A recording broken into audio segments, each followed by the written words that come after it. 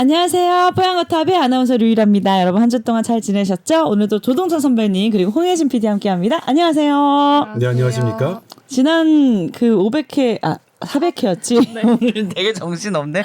400회 축하 많이 해주셔서 감사합니다. 아마 속으로 축하해 주셨을 것 같아서 네. 감사하다는 말은 드려야 될 것 같아요.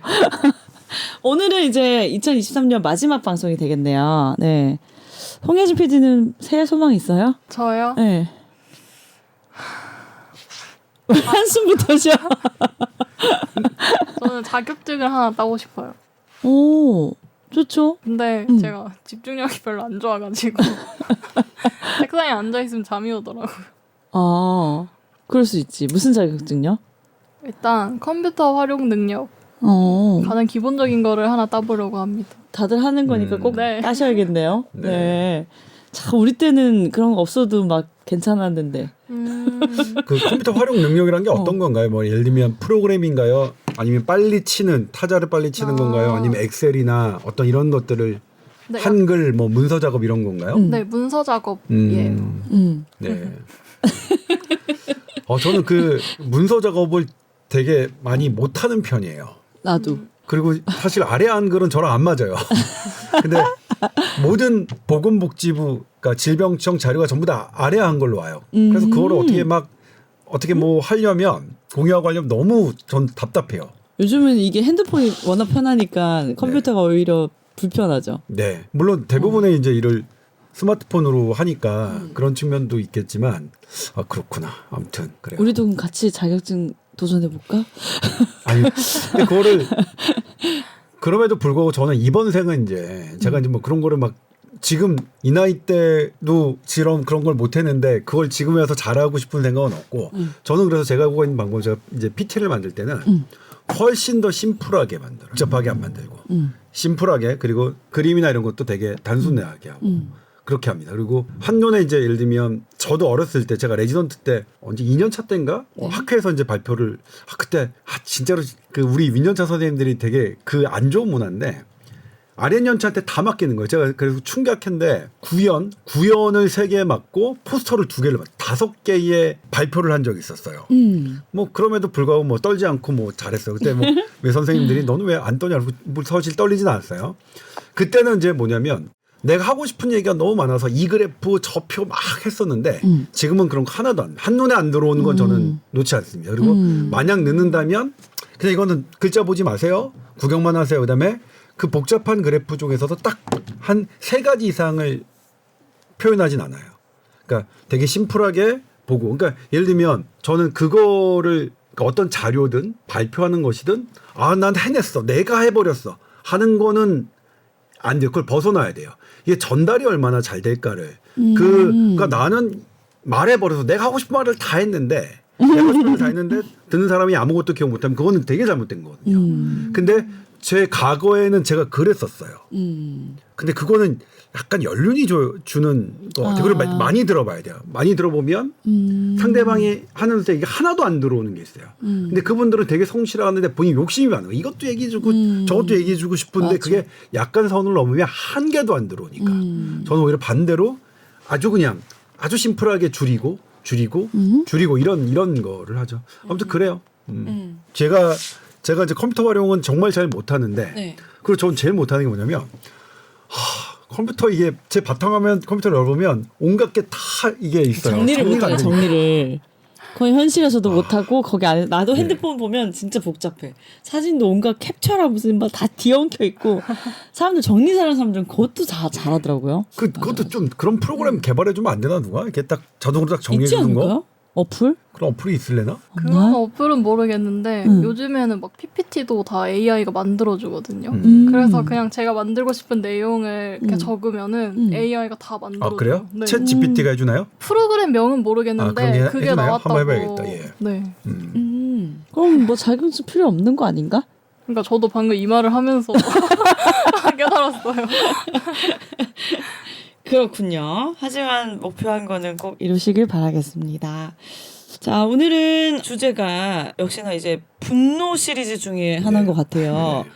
이번 주는 어떤 내용인가요? 이번에도 이제 어린이의 분노에 관한 건데 네. 사실 이거는 제가 너무 많이 찔렸고 제가 죄책감이 드는 취재를 하면서 죄책감이 들었던 건데 네. 일단 정신건강의학과 쪽의 어린이 취재는 상당히 어렵습니다. 진짜 어려워요.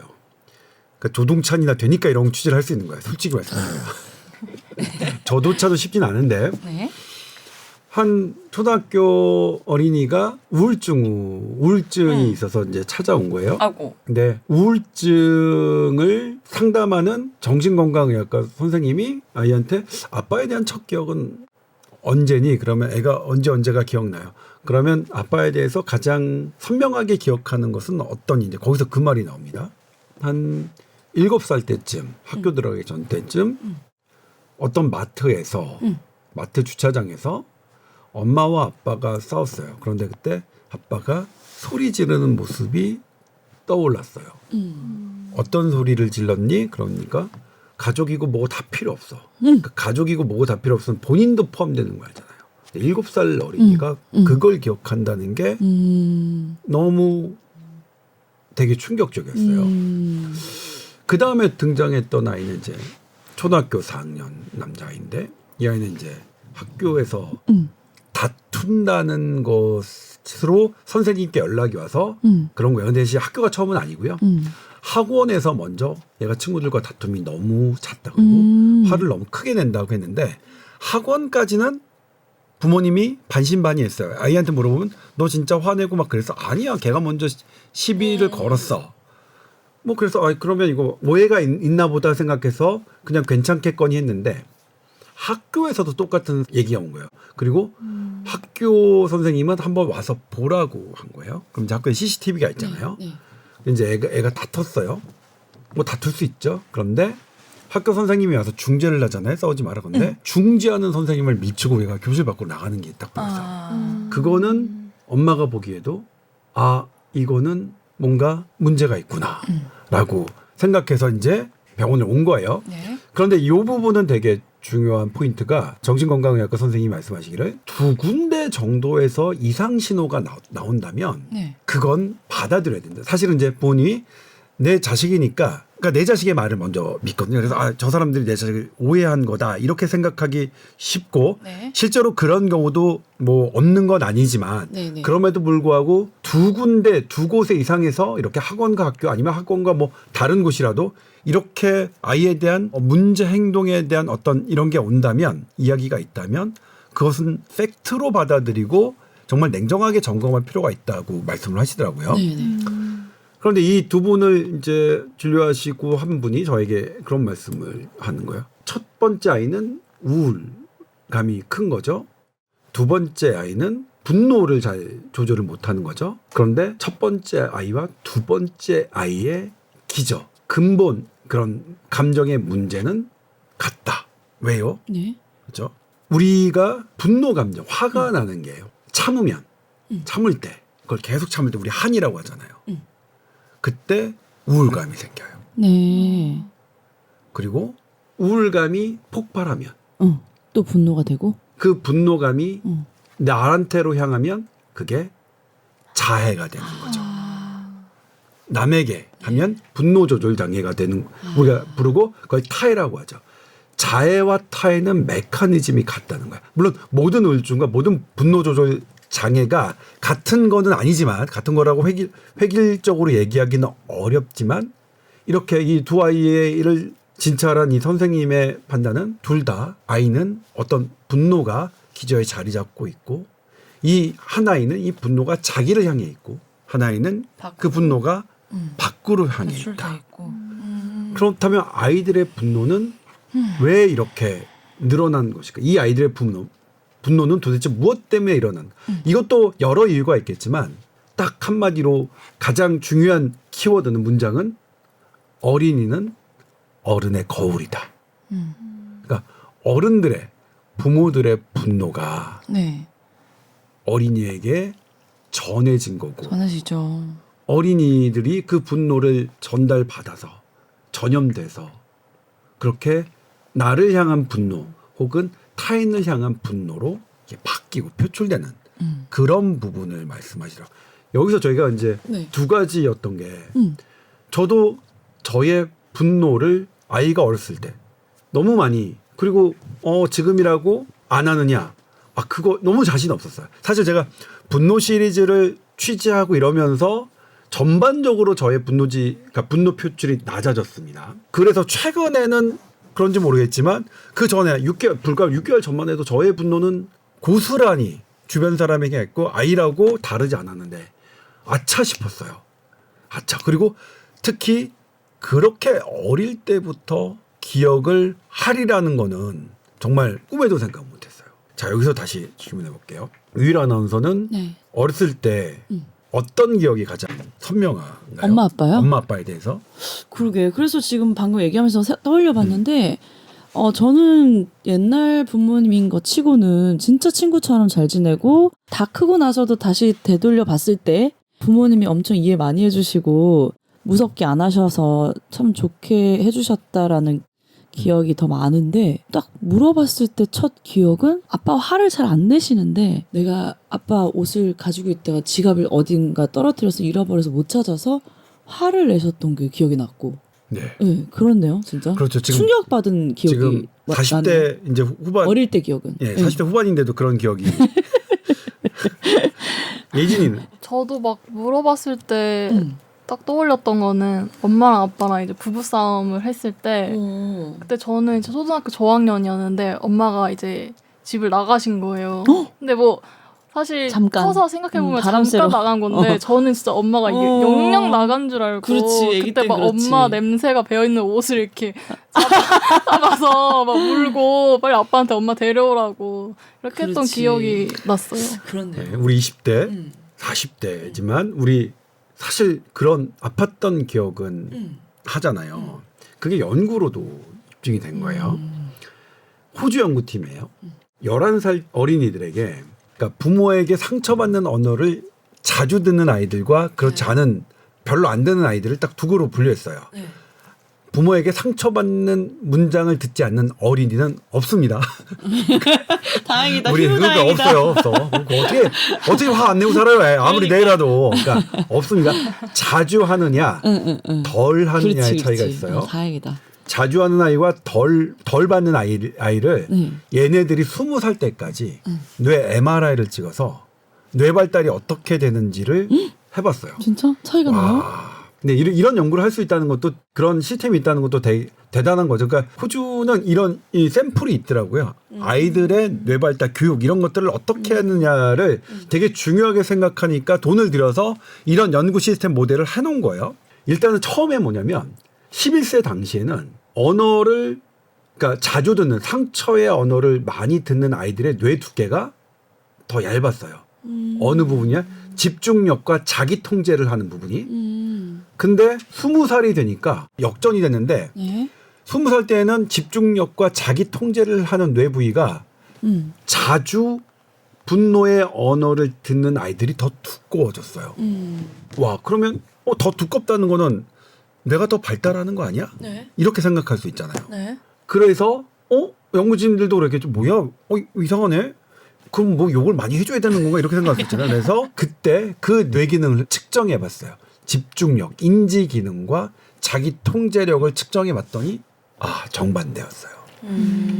뇌는 두꺼웠는데 인지 기능은 떨어져 있고 자기 통제력도 떨어져 있습니다. 충동성이 증가된 거죠. 이건 두꺼워진 게 아니라 뇌가 상처를 입은 거구나. 연구팀의 이제 논문에서 3가지 가설을 냈는데 그 중에서 첫 번째 가설이 뭐냐면 스트레스 물질이 뇌를 계속 공격하면 염증이 생기잖아요. 염증이 쌓여서 흉터가 남아서 두꺼워진 것일 뿐이다. 실제 기능은 떨어졌다. 어쨌든 기능은 떨어져 있어요. 부모의 어른의 분노의 언어가 어린이의 뇌에 흉터로 남고 그 호주 연구에선 적어도 20살까지 영향을 끼친다는 거죠. 그런데 여기에서 더 끔찍한 연구가 있어요. 네. 이거는 미국 UCSF죠. 그러니까 이거는 캘리포니아에 있는 샌프란시스코 대학. 우리말로는 샌프란시스코 대학인가 그럴 거예요. 되게 유명한 대학인데. 여기 사람들이 노숙자, 미국의 샌프란시스코 지금 노숙자 되게 많잖아요. 그 노숙자들을 조사했어요. 무엇이 노숙자들의 위험 요소인가? 어떤 것 때문에 그런가? 봐서 막 여러 그러니까 미리 했던 연구들을 다 종합해서 본다면 어릴 때의 역경이다. 어릴 때의 역경이 어느 것이 가장 중요한지를 따져봤어요. 7가지 역경을 이제 추렸는데 7가지 역경 첫 번째가 부모의 언어 폭력, 부모의 신체적 폭력, 그리고 성적 학대, 방임, 부모의 죽음, 부모의 투옥, 그리고 복지 혜택을 얼마나 잘 받았느냐 안 받았냐. 이 7개 역경을 조사했는데 네. 이 7개 역경 중에 어렸을 때 4개를 겪으면 정신병원에 입원해서 노숙자가 될 위험이 7.1배나 높았어요. 네. 그런데 이 7개 역경 중에서 가장 흔한 것 그게 뭐였냐면 언어 부모의 폭력? 언어 폭력이었고 100%였습니다. 이 말을 뒤집어 보면 네. 부모의 언어 폭력에 노출되지 않은 노숙자는 없었다는 거죠. 시작이 거기서부터 출발한다는 거였어요. 그리고 또 하나 50세까지 이렇게 영향을 준다면 평생 영향을 준다는 거죠. 너무너무 불편했어요. 그러니까 내가 했던 분노의 언어들 이런 것들이 아이들의 뇌발달과 그리고 50세까지 인생에 영향을 준다고 생각하면 참 안타까운 거죠. 네. 그런데 그렇다면 이 뇌의 흉터가 그냥 치유될 수 없는 것이냐? 실은 과거에는 그런 줄 알았어요. 뇌의 회복 능력, 뇌신경의 회복 능력은 어릴 때나 가능하지 않을까? 네. 그렇게 생각했어요. 실제로 어떤 손상된 뇌신경을 회복시키는 그런 기술적인 부분들은 거의 잘 못 봤거든요. 네. 그런데 우리가 PTSD 있잖아요. 외상 후 스트레스 증후군. 이거는 연령에 상관없이 많은 사람들이 겪고 있잖아요. 그래서 그거에 대한 치료를 많이 사회적인 그런 중요도가 부각되고 그것에 대한 연구가 활발해졌어요. 그러면서 그런 PTSD의 회복이 어떻게 되느냐를 여러 최첨단 영상의 MRI 같은 그런 것들을 해봤더니 여기서 뒤집어졌어요. 나이가 들더라도 뇌는 언제든 회복될 수 있다는 게 최근에 밝혀졌어요. 진짜요? 네. 안 믿긴다. 이거는 밝혀졌습니다. 뇌의 기능은 회복된다.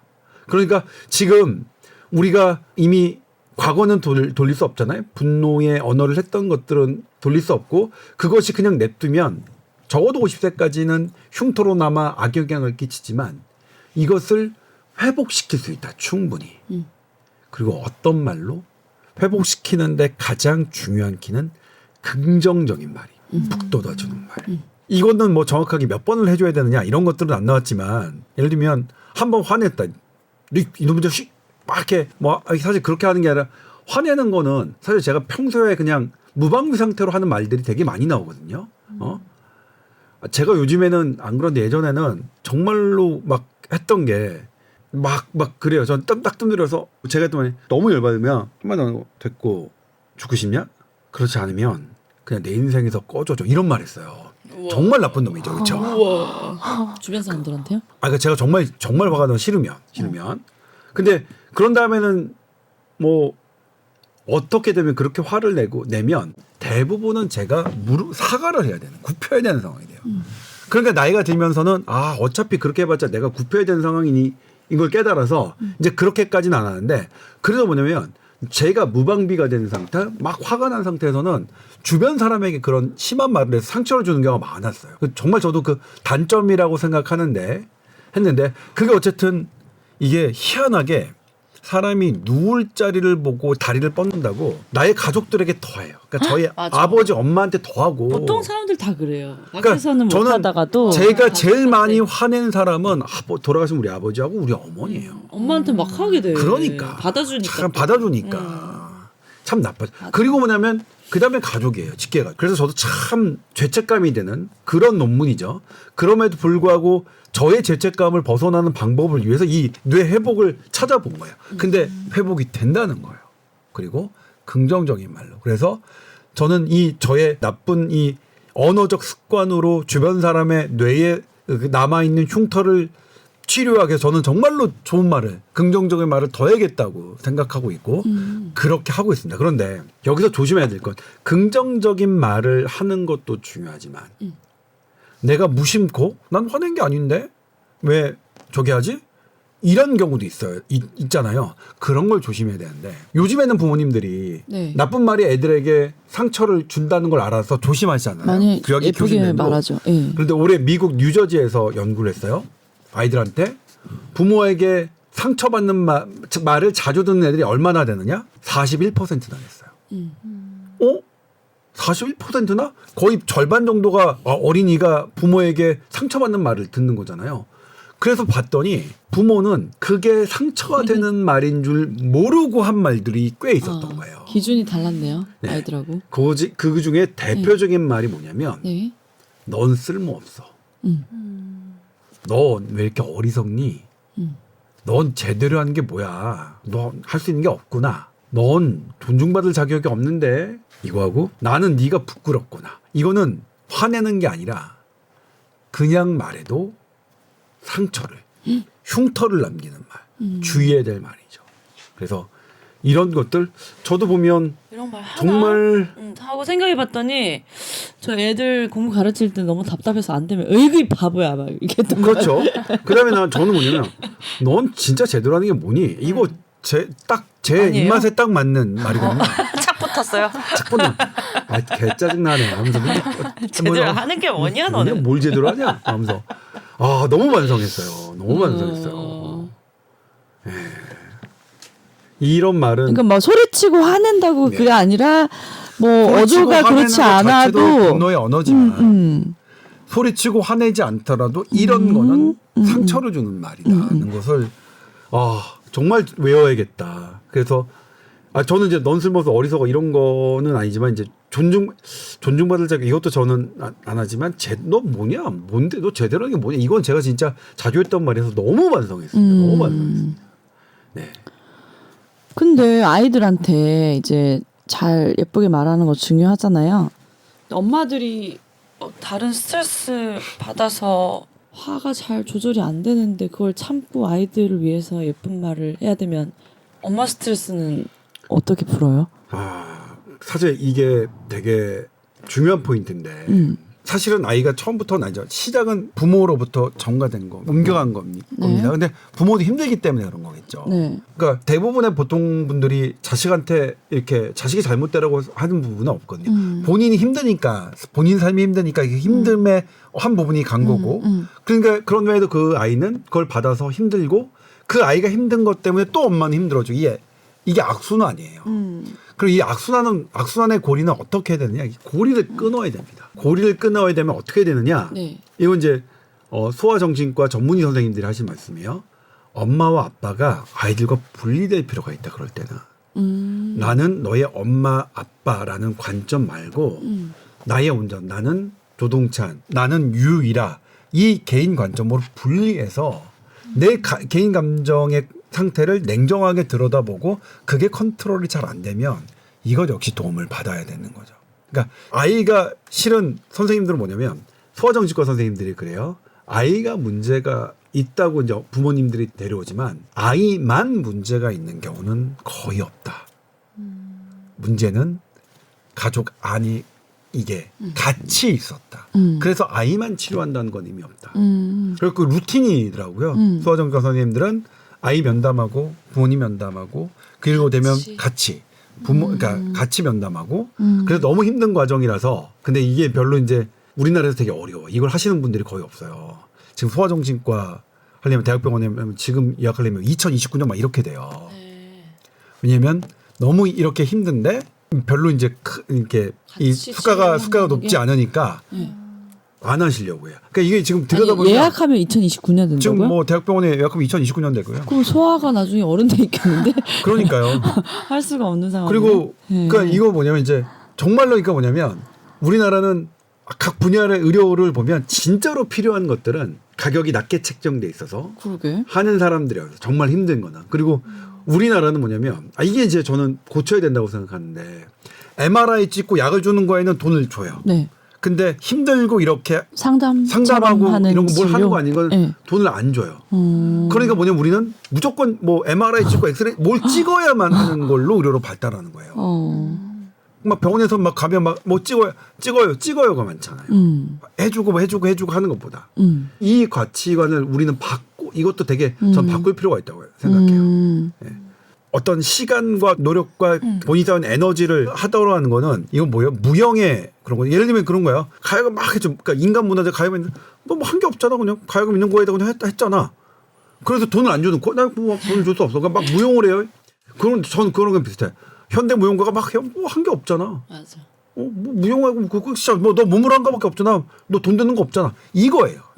이 개념이 의료에 지금 아주 만연해 있어서 그러니까 그런 영역은 안 되는 거야. 우리나라 전체가 다 그래요. 미술 쪽도 디자인 비용 이런 거는 진짜 다운돼 있잖아, 엄청나게. 사실 저는 아이디어인데. 그거는 잘 모르지만 아무튼 그런 거 꼭 물질적인 거 유형 뭔가가 돼야만 가격을 하고 그 사람이 어떤 에너지를 쓰고 뭘 그 사람의 노력과 에너지를 쓰는 것에 대해서 저는 뭐냐면 노력과 에너지를 쓰는 것 중에 돈 잘 버는 것 직업은 변호사 정도가 아닐까요? 저는 개인적으로 좋은 변호사님도 있지만 많지만 실은 모든 대형 로펌은 전부 다 돈이 많이 드니까 대기업밖에 할 수가 없잖아요.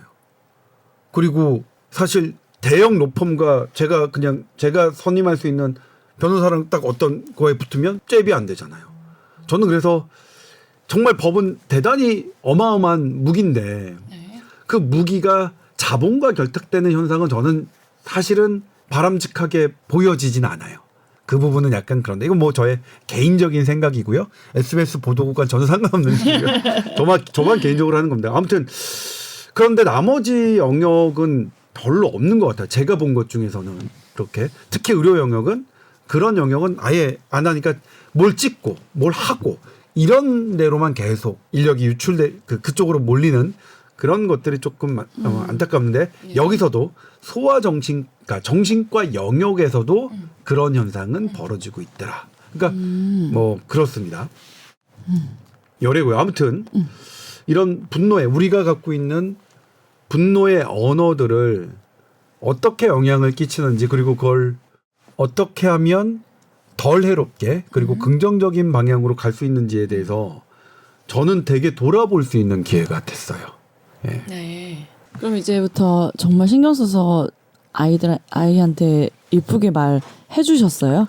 아니 이 근데 취재하시고 나서? 예. 저는 뭐냐면 밖에서 새는 바가지 안에서 반드시 샌다라는 거거든요. 어느 특정인 아이에게만 착하고 고운 말, 분노하지 않을 수는 없다고 생각해요. 제 인간이라는 그릇 자체가 분노하지 않고 분노 언어를 사용하지 않고 내 자체가 긍정의 언어로 바뀌어야만 내 아이에게도 그게 되는 거지. 나는 안 바뀌고 그대로고 막 화내고 야 너 웃기지 마 죽을래? 너 꺼져. 이런 게 그대로인데 내 아이에게만 그렇게 된다고 저는 생각이 안 되거든요. 그래서 저를 고치려고 계속하죠. 근데 쉽지는 않습니다.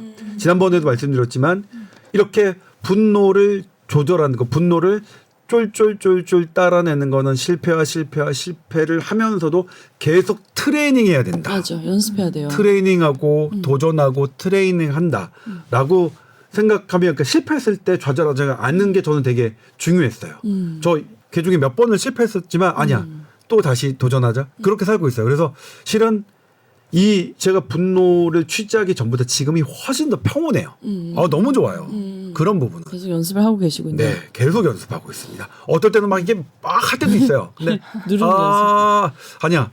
이것이 쏟아내는 순간 이것이 날 또 괴롭힐 것이며 이것을 나는 어떻게 쫄쫄쫄쫄 따라내느냐 이것이 되게 중요한 관건이고 그렇다면 나는 어떤 나의 재미있는 포인트로 이거를 할 것이냐를 하는 게 너무 좋아요. 너무 좋아요. 저는 실제로 이제 아이들 어렸을 때 연년생을 키우면서 남편한테 제일 많이 들었던 이야기가 짜증 좀 그만 내. 왜 이렇게 짜증내면서 얘기해를 너무 많이 들어서 제가 그때 인지를 했어요. 애들 키우면서 힘드니까 내 몸이 힘드니까 가족들한테도 짜증 섞인 말을 많이 하는구나. 아니, 저는 맞다고 생각해요. 이를면 실은 그러니까 육아를 맞게 맞는 어머님들이 사실은 좀 더 불리한 입장이에요. 그리고 실제로 여러 연구에서 어머니의 영향이 아빠의 영향보다 더 커요. 예? 왜냐면 어머니랑 훨씬 더 같이 있는 시간이 많고 같이 있는 시간뿐만 아니라 어머니와 이게 이상해요. 그러니까 어머니와 저도 남자지만 이상하게 그러니까 뭐냐면 어머니하고 자식은 더 이게 더 강해요. 이 더 붙어 있죠. 서로 이 하는 게 저는 그건 사실 조금 좀 그 약간 그게 좀 그렇다고 다음 나도 한번 나도 예를 들면 이렇게 약간 그 아빠로서는 약간 좀 서운해요 그런 게. 내가 그거를 거기에 밀려나 있다는 거는 난 다시 태어나면 아빠로 태어나고 싶은데. 근데 너무 그 부분은 부담스럽고. 제 아이를 좀 진심으로 좀 서운한 부분이 있어요. 근데 그럼에도 불구하고 그런데 아무튼 그러면 이제 그거는 뭐냐면 실은 엄마의 힘듦을 가족들이 이게 해야 돼. 엄마의 힘듦을 덜어내는 것부터 시작해야지. 엄마의 힘듦이 그대로인데 짜증을 내지 마라. 이거는 근데 이제 그게 양쪽으로 같이 이제 노력을 해야 된다는 건데 저는 제 스스로 고치려고 어마어마한 노력을 저는 했다고 생각하고 지금 현 시점에서는 정말 심각하게 저는 화를 1도 안 내요. 너무 좋고 예쁜 말로만 가족들하고 대화하거든요. 근데 이건 제 말이 아니라 지금 전화 연결해서 물어봐도 돼요. 애들이 이제 고등학생 돼서 다 커서 이제 소통을 하기 때문에 물어보면 다른 엄마랑 다르다. 자기들은 너무 엄마가 좋다는 얘기를 결국은 해요. 그래서 제가 하고 싶은 말은 저도 진짜로 화 많이 냈고 어렸을 때 막 이렇게 분노 조절 잘 안 되고 이런 시절이 있었는데 연습을 하면 되더라. 그 말을 하고 싶었어요. 제가 진짜 노력을 많이 했거든요. 그러니까 연습을 하니까 어느 순간 제가 항상 예쁜 말만 하게 되더라고요. 그게 습관인 거죠. 말도 습관. 네. 할 수 있습니다. 네. 아무튼 네. 평소에 어떻게 가족들하고 관계 잘 지내고 계세요? 요즘에는 대화를 많이 안 해가지고 그것도 방법이네. 짜증낼 일이 없는. 그거 좋네요. 분리하라. 아무튼 뭐 이 이야기를 저를 반성하는 의미로 취재를 했었고 그리고 제게 정말로 소중한 정보여서 저희 시청자들께도 알려드리고 싶었던 보도였고요. 그리고 이 보도는 되게 짧으니까 뇌가 언제든 회복될 수 있다는 그 내용은 못했어요. 시간상. 제가 물론 그러니까 우리 얘기했던 스브스 프리미엄 주간 조동찬 거기에는 이 내용을 다 쓰긴 했지만 그런 부분들. 그러니까 이건 너무 아쉬워서 이거는 이 분들이 이 보도를 보고 난 이미 늦었어. 나 다 끝이야. 이렇게 생각하시면 어떡하지 할까 봐. 그래도 괜찮아요가 붙었어야 됐는데 아쉬웠네요. 아니 그래도 맨 마지막에 그래서 긍정적인 말로는 말입니다. 긍정적인 말이 뇌 발달에 더 도움이 된다면 이렇게 마무리는 하겠지만 언제든 회복될 수 있다. 그러니까 이게 에이징과 브레인 플라스티라는 건데 이 논문을 직접 소개해드리지 못한 게 너무 조금 죄송했어요. 근데 아무튼 그래서 제가 거기도 쓰고 하는 건데 그렇게 우리가 늦었지만 언제든 우리 아이들의 뇌는 더 회복될 수 있으니까 그런 부분 너무 늦었다고 생각하지 말고 그렇게 하시라고 했습니다. 네. 이미 많이 했기 때문에 굉장히 위로가 됩니다. 앞으로 잘하면 되죠. 네. 자, 한 해 이제 잘 마무리하시고요. 또 행복하게 새해를 잘 맞이하시기 바라겠습니다. 올해도 열심히 들어주셔서 감사하고 내년에 찾아뵐게요. 감사합니다. 그리고 이거 새해 인사해야지. 그러니까 나 지금 이제 하려고 그랬는데. 새해 복 많이 받으시라고. 나 영어로 해피 뉴 이어 하려고 그랬지. 예. 여러분 새해 복 많이 받으세요. 해피 뉴 이어.